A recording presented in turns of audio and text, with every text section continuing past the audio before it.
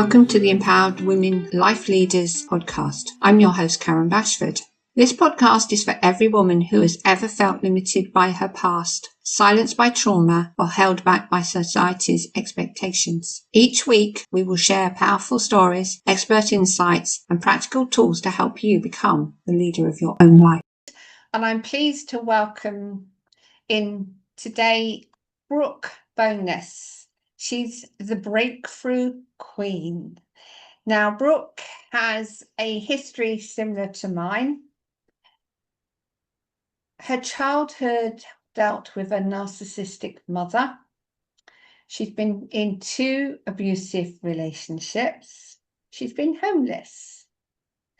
But she's also raised 4 children, which is something I've never had the pleasure of doing. However, Brooke is now an accredited trauma coach, therapist, and a global #1 author.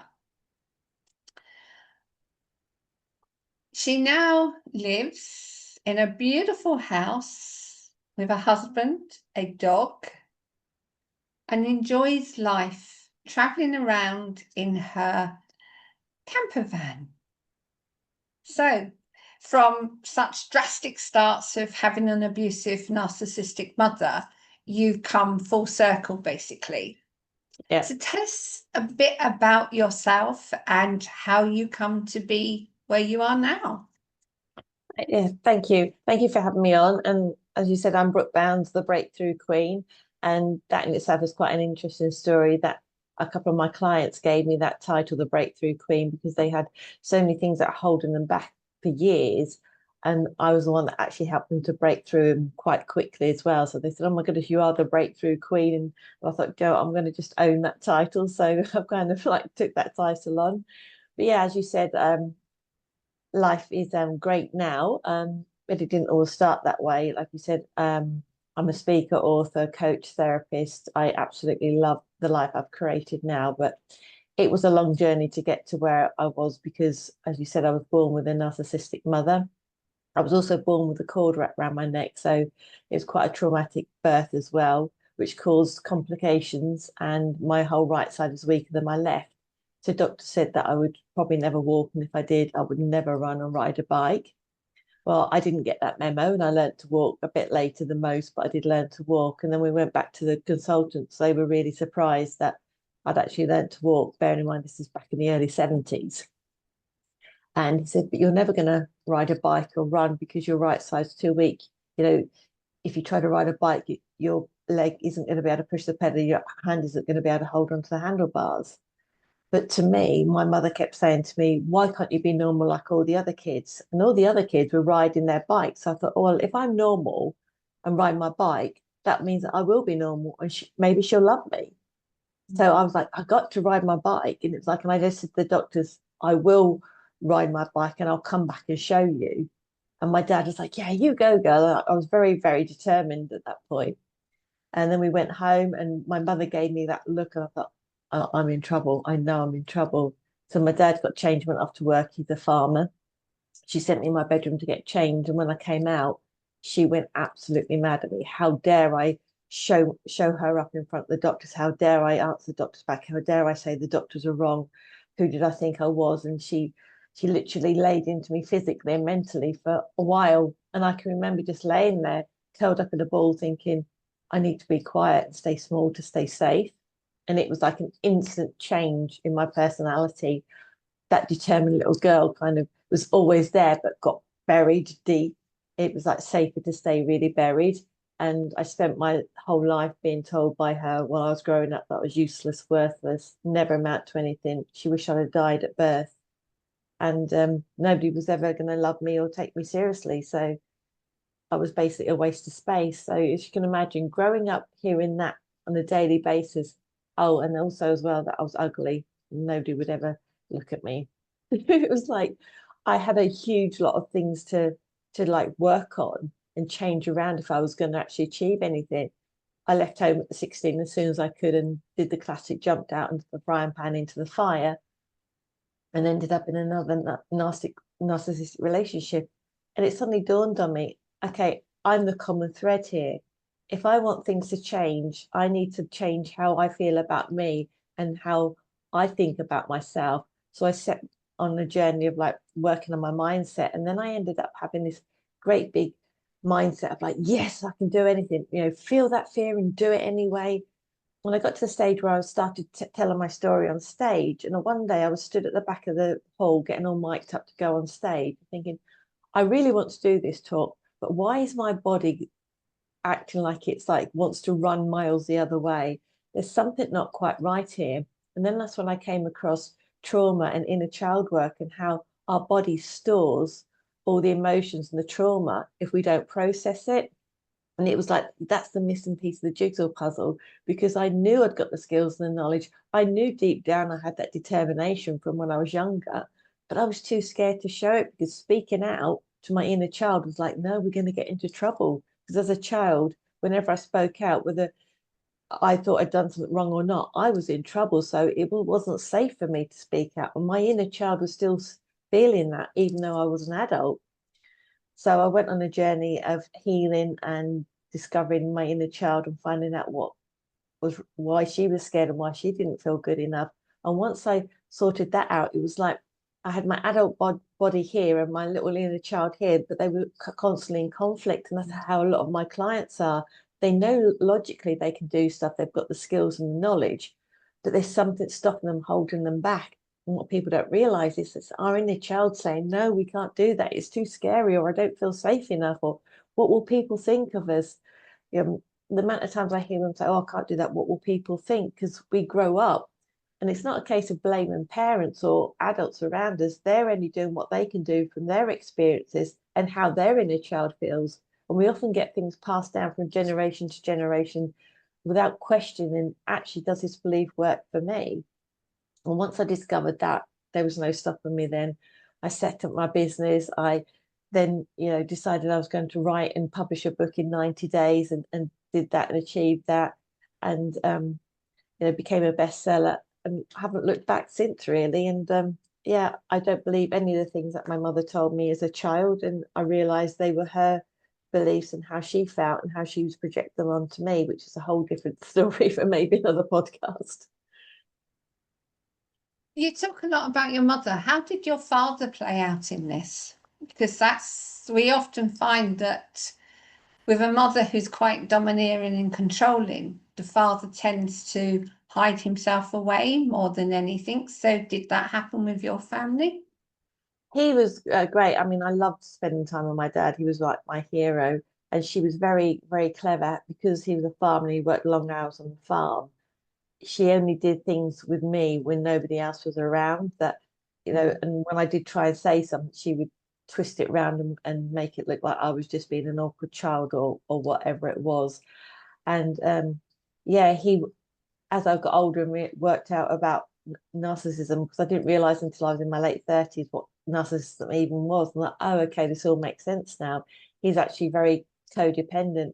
And also, he's of that generation where you get married and you stay married, and you just put up with the relationship as it is. I mean, I can remember many a time saying to him, like, why don't you leave her? We can just like set up a place on our own. We don't have to have her. But he said, well, I said, we're married and that's it. You don't just walk away from things like that. So it's that generation thing, but also being like a codependent. But he was always very supportive of me and always like cheering me on, and we used to have amazing times. I would spend hours working with him on the farm just to get away from my mother, and it was wonderful. So yeah, it was very, very interesting. But she was a very domineering person, and she just ruled the roost. I know from my own personal experience and working with clients that quite often we don't remember much of our childhood. Is there one thing that really stands out from you, apart from the fact that your mother told you that you'd showed her up in front of the doctors and everything else? Was there anything particular that really stood out for you that perhaps is something that a lot of people face? Because when you listen to people's stories, there's invariably something that really stands out for them. Yeah, I can remember thinking, why don't people see that I'm not happy? Because she used to say to me, put your smiley face on. You don't want people thinking you're sad. And I can remember smiling thinking, I'm dying inside. Why can't people see that? Because she used to be very, friendly, and everybody kind of like loved her in the outside world, but inside, behind closed doors, she was a different person. Like, why can't people see who she really is? It's like, what's happening? And I spent most of my childhood very, very confused. And I can remember being about 7. I think I've always had quite an old head on my shoulders, standing up, looking at the sky, not being particularly religious, but saying, I don't know who's listening, but there must be a reason you put me with this woman, because I don't think I could understand it at the time why she was being so cruel to me. I said, there must be a purpose for it. Can you just let me know what that purpose is so I can get on with it and do whatever the purpose is that I'm here to do? And now as I've got older, I've realized my purpose is to share my story, because there's so many women in a similar situation to me, but they're too scared to speak up and say anything, because of the flying monkeys and the gaslighting. And, oh, she's your mother, you can't say anything about that. She gave birth to you, she's your only mother you'll ever have, and you'll regret it, when she dies, and all these kind of things that not only family but society puts on us as well, because most mothers, thankfully, are nurturing, kind, wonderful places to be with. But to me, going home was my worst nightmare. It was a hellhole, and I didn't ever like being at home unless my dad was there. Okay. Have you ever looked beyond your mother and seen how your grandmother or grandfather were? Yeah. My grandmother was also a narcissist, and my mother and grandmother didn't have a great relationship either. And my mother had a terrible childhood. So before I understood what narcissism was, I thought, well, it's just because she's had a terrible childhood, and she's like, you know, hasn't dealt with how she feels about it. And then I can remember I'd have got my 2 boys, and I was pregnant with my third child, and I bumped into a friend I hadn't seen for a while, and she quite innocently said, "Oh, yeah, I bet you'd love to have a little girl next." And I suddenly went, "Oh, no," the thought of having a little girl was like, no, petrifying to me, because what if I had the same kind of relationship with my daughter that I had with my mother and my mother had with her mother? But no, I'd be quite happy having another little boy. And well, thankfully, I did go on to have two little girls, and they are now like 31 and 32, and they are my best friends. So I did break that cycle, and it's wonderful. And I'm so glad I've got 2 daughters now. But at the time, I was absolutely petrified of the thought of doing that. And it was one of those pivotal moments where I thought, okay, I really need to work on my mindset to make sure I don't turn out like my mother, because that used to be a huge fear of mine as well.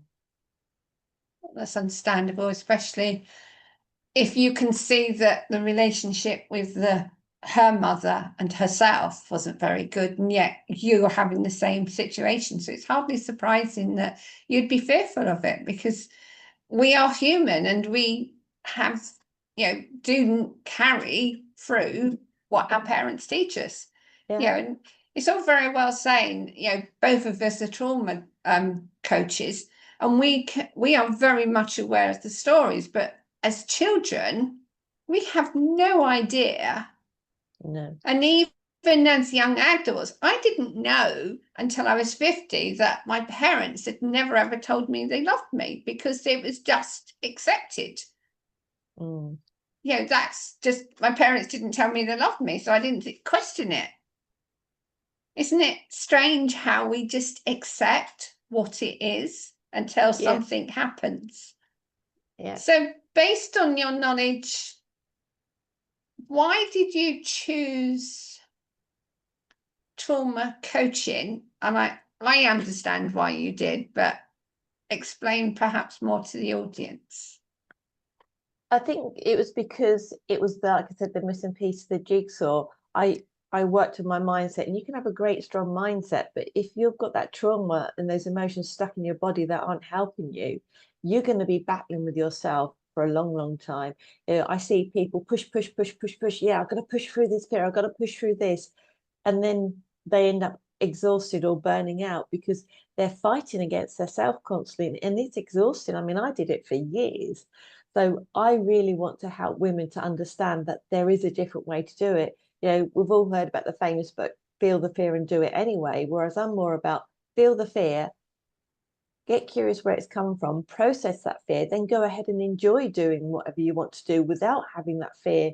Yes, we're always gonna have that little bit of nerves when we first do something. We're human beings after all, when it's something new. But having, you know, being absolutely terrified in, like I was when I went to do talks, having a dry mouth, my heart pounding, my palms sweaty, thinking, I'm going to be sick. You know, it's not a nice feeling to walk on stage and then have to like kind of smile and go, hi, you know, because that was like what I had to do when I was a child, and it's not a pleasant experience. Whereas now I know I've kind of got curious about where my fears have come from and dealt with them. So now when I go on stage, when I'm getting mic'd up in the back of the room, my inner child will pop up and go, are we good for doing this? Are we sure we want to do that?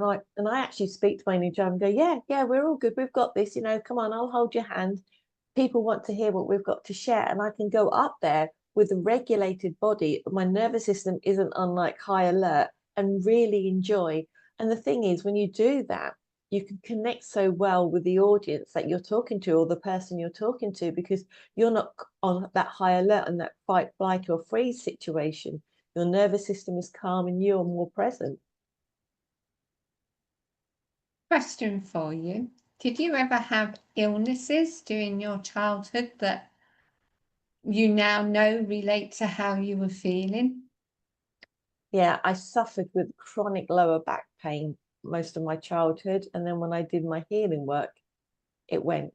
And unless I do like some, you know, heavy lifting or gardening, or, you know, do things that my muscles aren't used to be doing, my back will naturally ache, sort of thing. But other than that, I never have any issues at all.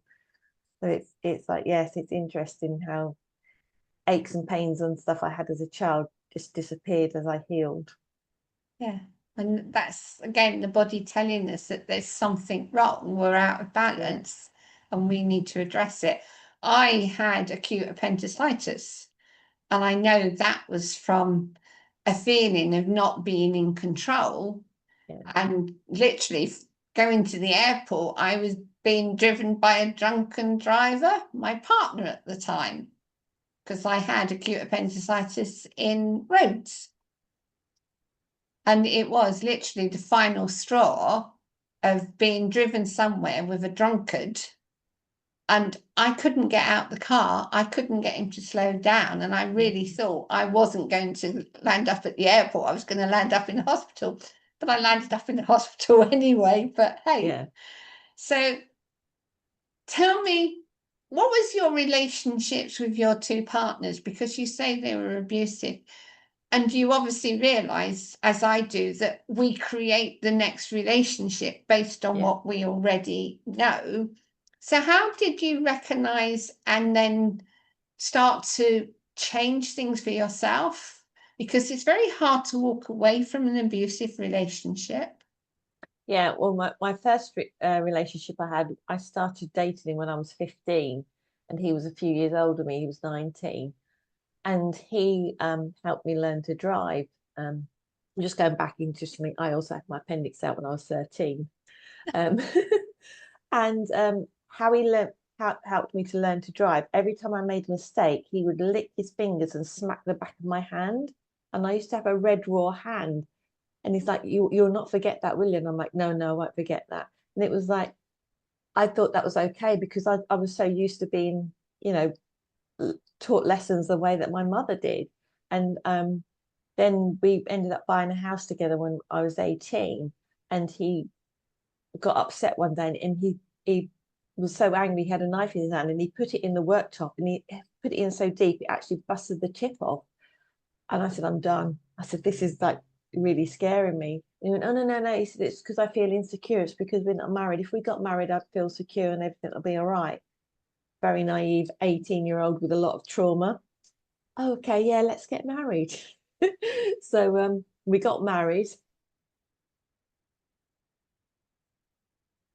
And 3 months later, he lost control again, ended up picking me up and throwing me against the wardrobe, causing me concussion and whiplash because he threw me so hard.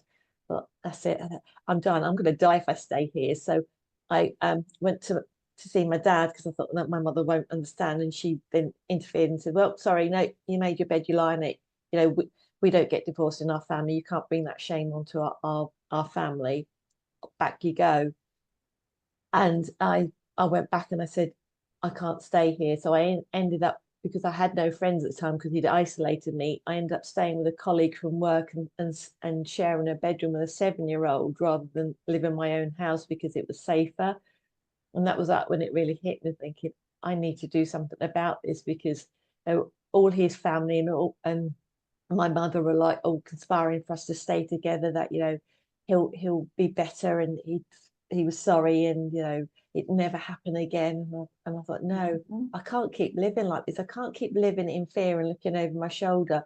And I did that as a child, and I vowed to myself when I was an adult I wouldn't live that way. So I ended up getting divorced from him, and then obviously going back into another narcissistic relationship, which I quickly realized and thought, right. And that's when I started to realize that, yes, I need to work on my mindset. And then further down the line, started working on all the stuff that was trapped in my body. It's horrifying when you think about it. We do things without even realizing we're doing it. Because having had a narcissistic mother, you then go into an abusive relationship. Yeah. And without family support, it's very, very hard to step away from an abusive relationship, because it's that sense of there's nothing more, I've got to stay. And as we both know, it's only when we actually take our own courage in our own hands and start doing things do we get the change. But like you, I went from one relationship into another one without doing any work. But interestingly, I sensed I needed to do the work, but I didn't until I was actually in that relationship. So what would you say to any woman who basically is perhaps listening to this? And I know for a lot of women, it's the fear of being found out that perhaps they're seeking something different that holds them back, because we never know how they're going to behave when they find out that you're changing, because you do change once you start discovering things. What would you say to any woman who's facing this situation that you and I have both faced, and how would you guide them in that situation? Well, it's just start listening to yourself, your gut reactions. We've all got that really good gut instinct, but, you know, especially if you've had a narcissistic parent, we squish it down and squish it down because we don't want to like upset the apple cart because we know what will happen. But actually, if things don't feel right and things feel off, then notice that and notice what's happening, and see where you can get help. I mean, I denied it for years, and people said, oh yeah, you probably could do some therapy, and I'm like, no, I'm surviving, I'm fine. So I get that women don't want to rock the boat, because it, you know, it's like, if I rock the boat, what's going to happen, you know, especially if they've got children and don't know where to go, or have got nowhere to go because they've been isolated by their partner, their husband or whatever. So it's actually thinking about where you can go and what you can do, and planning it so you can keep yourself safe. And that's the main thing, to keep yourself safe. But think, if you don't actually change and do it now, in 10 years time, it's going to be even harder to do. The longer you leave it, the worse it's going to get. You know, looking back, we're always wiser in hindsight. I wish I'd have done things a lot differently. You know, I would never have got married the first time. You know, I wouldn't have fell for that. Well, I'm insecure and I wouldn't have got married. I'm like, no, you know, you've showed your true colors. I'm out of here. But, you know, I didn't have anywhere else to go because I'd got no friends, nowhere else to go. And thought, okay, well, yeah, I've got to give them the benefit of the doubt, because I was a huge people pleaser, because I'd grown up with a narcissistic mother. And it's like, okay. And then he's like, well, it's your fault because we're not married and I feel insecure. And like, okay, well, yeah, I guess it is my fault. And we always take the blame for things, but actually, no, it's not our fault. If people can't deal with their own emotions, it's their responsibility, not ours. And it's understanding that we're only responsible for ourselves and our emotions and other adults as well. So it's thinking about how you can actually deal with that and think about it and take care of yourself and plan it really well so you've got a way to get out, but that you're safe as well. Yeah, and this is the thing, isn't it? I know for myself, there was times when I just wanted to scream and shout because I was so fed up with the whole situation. But there's a little voice inside that says, "Don't say a word. It's not safe. Don't say a word." And it's that sense of, how do I put it? It's almost as if there's a part of you that says, "I desperately want to get out," but there's a part of you that says, "I need to feel safe first." Mm. And there's always this push and pull going on. I know I finally took courage in my hands simply by deciding to move. I actually chose to move to get away from him because when he had moved out because he got himself into some problems, so he had to move out and I wouldn't allow him to come back. But it didn't stop him turning up. So I still wasn't safe having lived in the same place. He could stand and watch across the road exactly what I was doing. So it was this sense of, I've got to be safe. And to me, the only way I was going to be safe was to literally move 50 odd miles away. That was the only way I was going to be safe. But even seeking help doesn't always find you the answers you're wanting. You have to make that decision yourself as to what is going to keep you safe. Absolutely, yeah. And the thing is, when you're had that sort of situation, you don't trust yourself. So your inner child is looking for that outside validation. So it's like, I want other people to tell me what to do, but actually the best thing to do is to say to somebody, actually, you need to decide for yourself what you need to do because you're in that situation. Like if when I have clients that are in situations with narcissistic partners, if they ever say to me, should I leave him? I'm like, well, that is a decision that you have to make. I will never ever advise somebody that because I'm not living their life, and it's like they need to know themselves, and what I help them to do is validate themselves and feel good enough, so their inner child feels safe and feels good enough, so they can come up with their own answers to that, so they can make their own decisions, and that's the empowering bit that I love to do, to have women to not have to keep looking for that external validation. That if somebody doesn't like them or says something rude to them or has an opinion that they don't like, that's okay because that's the other person's opinion. But we shouldn't, go up and down depending on other people's opinions. Like we need to validate ourselves and know that actually we're good enough just as we are, as the people we are right now. And that's the one thing I think most women have got to start realizing. And it's a case of we don't have to listen to other people. Yeah. Even though we might be fearful, we have to listen to ourselves. Yeah. Please. Talking about I will say we have the plans to create our own life, not other people's opinions, because other people aren't in our shoes. And I never say to people, yeah, I've been in your shoes, because I've never been in anybody else's shoes, only my own. I've been in very similar situations sometimes, but every situation is very, very unique. And the only person that can make those decisions is that person in that situation.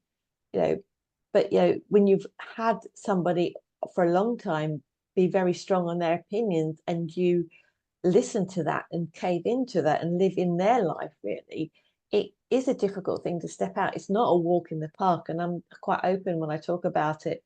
When I talk about it on podcasts and stuff, that healing journey is not a walk in the park, but it is worth doing.